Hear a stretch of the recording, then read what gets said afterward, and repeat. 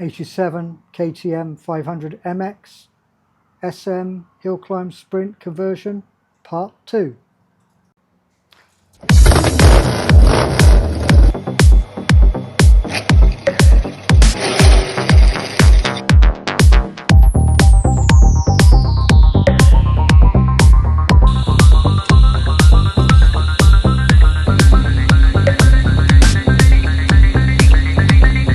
I've got the bike in my garage, run out of room with the shock, so I decided to install these WP50 MX Extreme.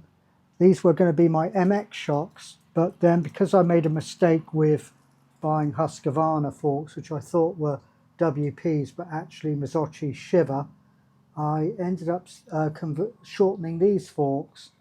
So these forks are fully rebuilt. They come off a German, they came out of Germany off of eBay, off a LC4620. In really good shape. There's only one nick in the chrome that's not in the seal area. And did a bit of gash in this fake carbon shroud over here, but that's it.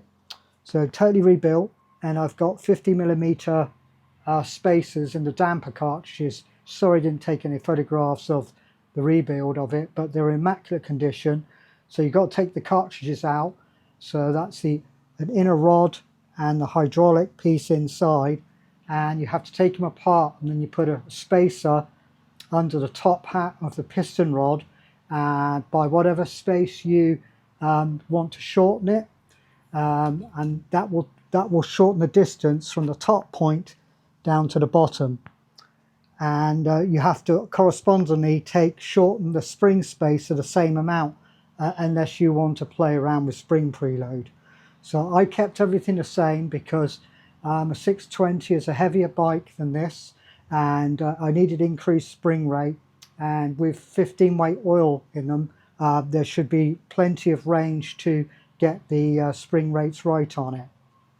Nice thing about these forks, are renowned for their stiffness. Sorry, it's a bit dark in here.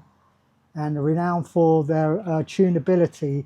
Left side is compression, and then right side is hydraulic. So each one has a huge volume. They're not splitting up the oil doing hydraulic rebound. One leg does each function. So see in here, top end's gone through, deburred it, lapped all the surfaces. I've got a chainsaw compression release, Husqvarna style.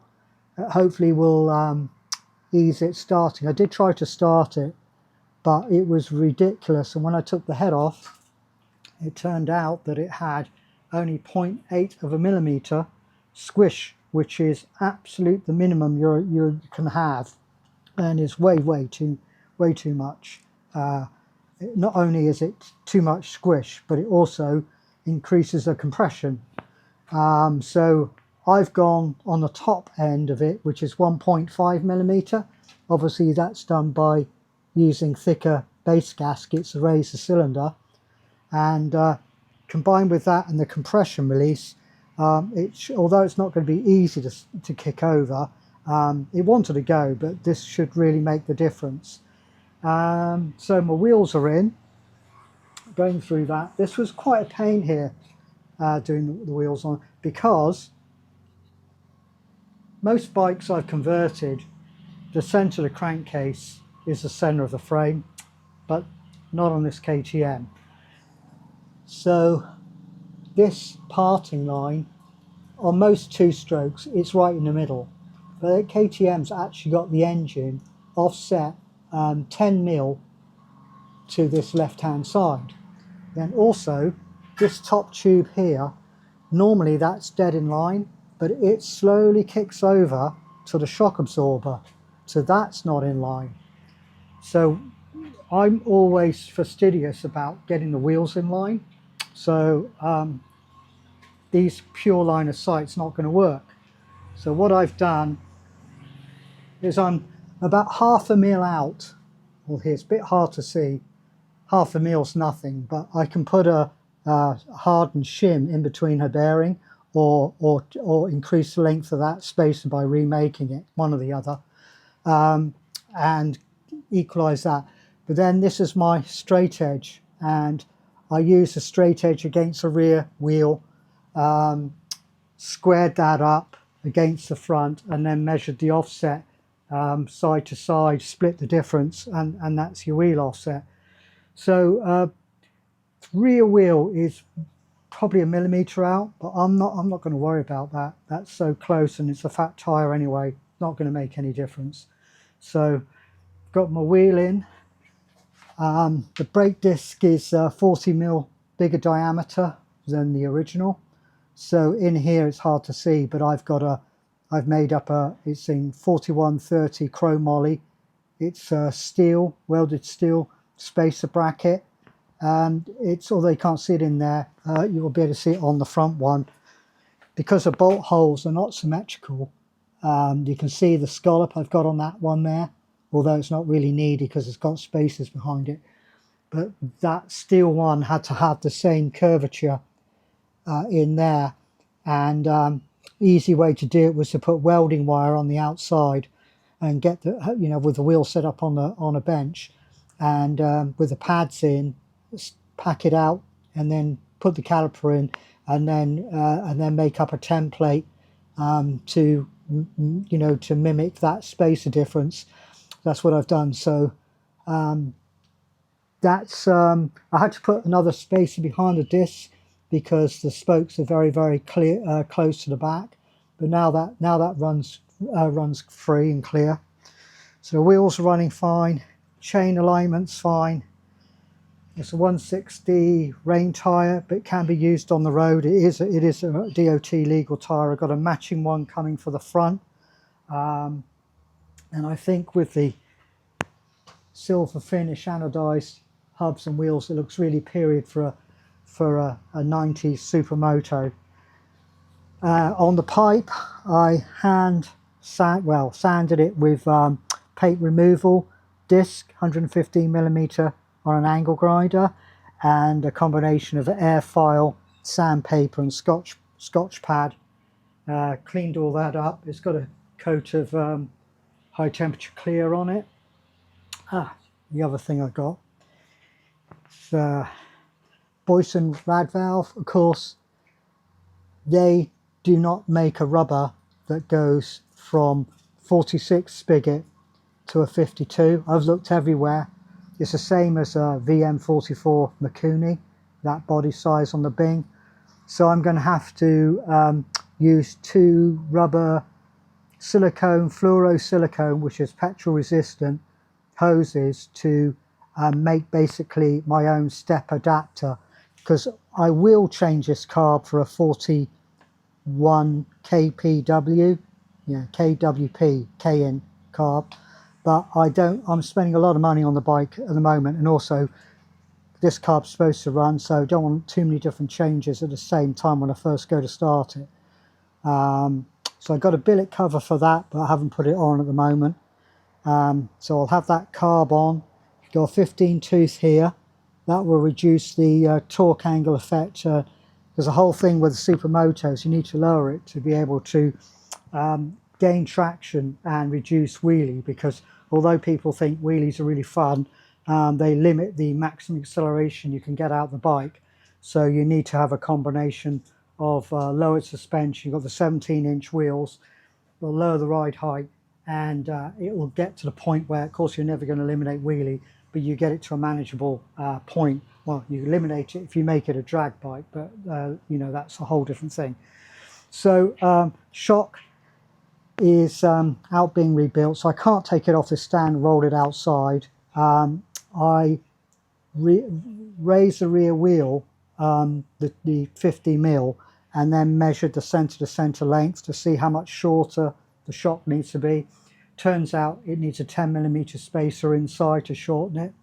And in looking at that, although I'm waiting for the shock to rebuild, on the 640 LC4s and 625s, they made two different shock lengths. They made a 410, which is the same as this, and they made a 400. So I found a really clean looking 640 SM shock on eBay. I've ordered it. Fingers crossed it doesn't need a rebuild. It looks really good. It looks like brand new, and I won't have to wait for the one that's being built. It should be here this week, and I might have to have a spacer on that connection down there, because the bridge for the mount looks like it might be wider on a 640 versus this old 500. Anyway, my camera just glitched there, but never mind. Anyway, that should be in there, and if I can use it, that'll be a better shot, because that's a 50 18 series, and these old ones are 46 14, so that's a 46 body 14 shaft, and the newer version WPs are 50 body 18 shaft, so that they're a better shot.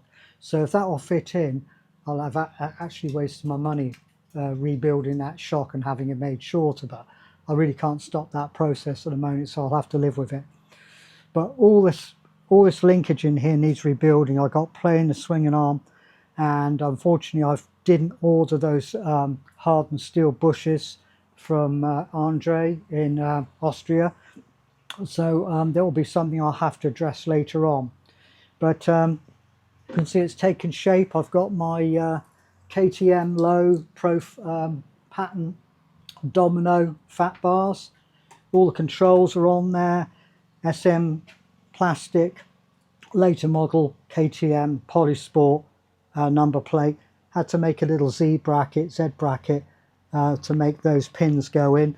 But I'm thinking overall it's looking really, really good. Got my bracket done here, but I've got to change those washers out for proper spacers. Great thing, washers. You can play around with it and find out what you really need.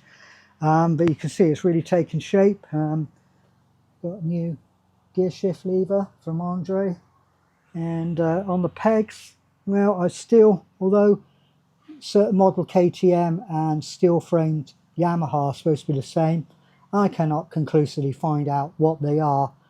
So I'm tempted to buy universal wide steel peg for something that, you know, has really wide platform. Cut these off and weld the steel platform onto here. I think I probably will do that, and then I know everything fits properly. I mean, as it is, this one needs welding up. It needs shimming a bit because it's pointing down, so I've got to get that corrected.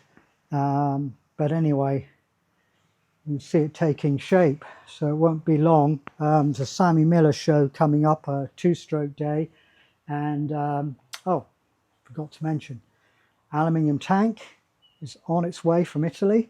I've got the UPS tracking number, and the Chinese made polished aluminium radiators, they're on the way from China, and so they should be here this week. So I'll have it's really going to take shape with the new radiators, the aluminium tank, and there's the seat frame over here, all the old stuff. So anyway, that's it for now, and hopefully a couple of weeks it should be running. Fingers crossed.